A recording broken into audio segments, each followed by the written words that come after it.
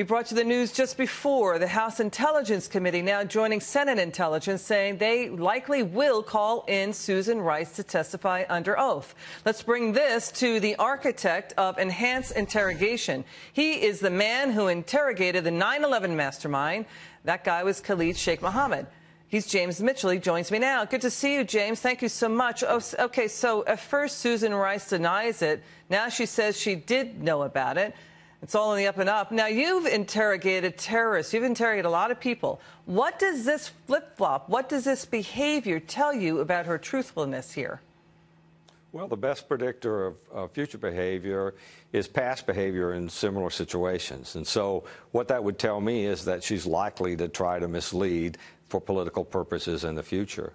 I think it's important, and actually this is a lesson that I think your viewers would benefit from, and that is if you play those two clips, the one clip on PBS and then the clip later. The clip on PBS, she very cleverly used pronouns to focus her comments on what Nunes has said, right? Not on what she had done. And so if you parse each individual sentence, she's probably telling the truth, but she's doing it in such a way that makes the listener think that she's talking about her activities, and so she's misleading them. And then later on, she's also still parsing the truth in that thing in a misleading way.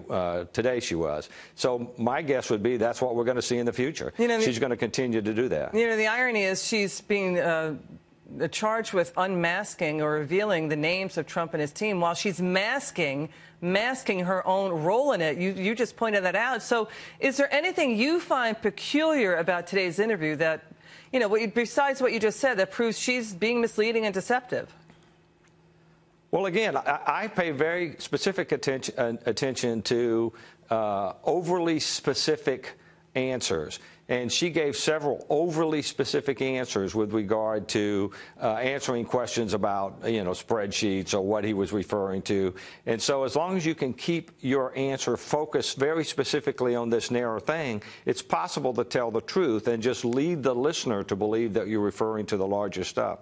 There is, in my opinion, a very troubling piece that's associated with this.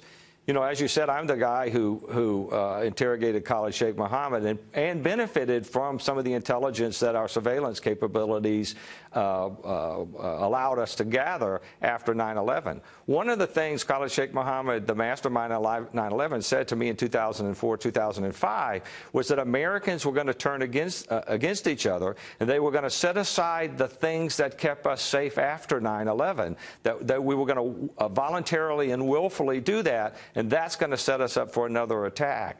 I think the use of these things for political purposes raises all kinds of civil liberty issues that puts at risk the American public, because there's going to be a cry now to cut back on the use of these kinds of surveillance techniques simply because they've been abused by some people in power.